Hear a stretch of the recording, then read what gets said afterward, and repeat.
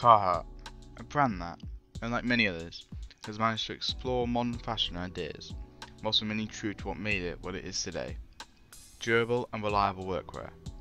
In this video, we will explore what took Carhartt from its humble beginnings to the icon we know today. This is the Carhartt story. Carhartt was founded in 1889 in Dearborn, Michigan, by a man called Hamilton Carhartt, or Ham to those who knew him, and was focused on making workwear for manual labourers. In the beginning they started with a humble 2 sewing machines and 5 workers. They worked in a small Detroit loft and struggled early on to break through, possibly due to a lack of knowledge of the market.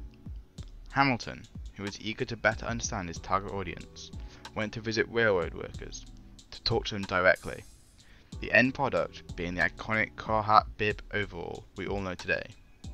With this staple product on the way, and their original slogan, "Honest value for an honest dollar," ringing true, they were set up for success. Carhartt grew substantially over the next 20 years, and by 1910 they had mills in South Carolina and Georgia, as well as sewing facilities in Atlanta, Detroit, Dallas and San Francisco.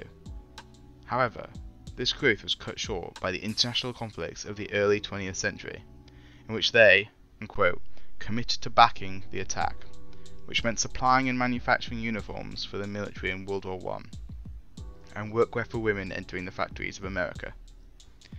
These war efforts birthed the creation of some of Carhartt's staple products, for example, the Carhartt short coat, which remains almost unchanged nowadays. Despite also being hit badly by the 1929 Wall Street crash, like many other companies of the time, Carhartt continued to grow throughout the decades. During the 1970s, a pipeline was commissioned to be built across Alaska. This construction project was huge and required many men to be working in harsh, sometimes extreme conditions for many hours at a time. This is where Carhartt came in. Essentially becoming the uniform of these workers, Carhartt provided the durability and the rugged nature of their coveralls, gaining a massive increase in popularity during this time period.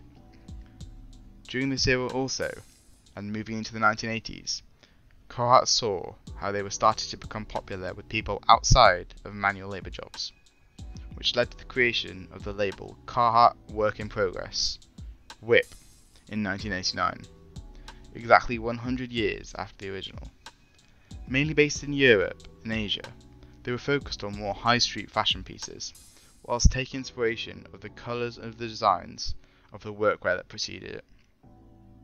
It was around this time when Carhartt began to see its growth in hip-hop culture, being worn by icons of the time such as Tupac, Run DMC, Eazy-E and Chuck D, among others. This success may have been due to the things that Carhartt represented, and how these were valued by street culture, such as the steely grit of the clothing and its bulky, imposing cuts. We still see the impact of Carhartt in hip-hop today, with artists like Kanye West and A$AP Rocky regularly being seen wearing it. In 1996, Hamilton's great-grandson Mark Verlade became the head of Carhartt and helped to push the company into the 21st century with a strong line of products, launching dozens of Carhartt retail stores, a full women's clothing line, and a line of flame-resistant pieces, which went on to become considerably successful.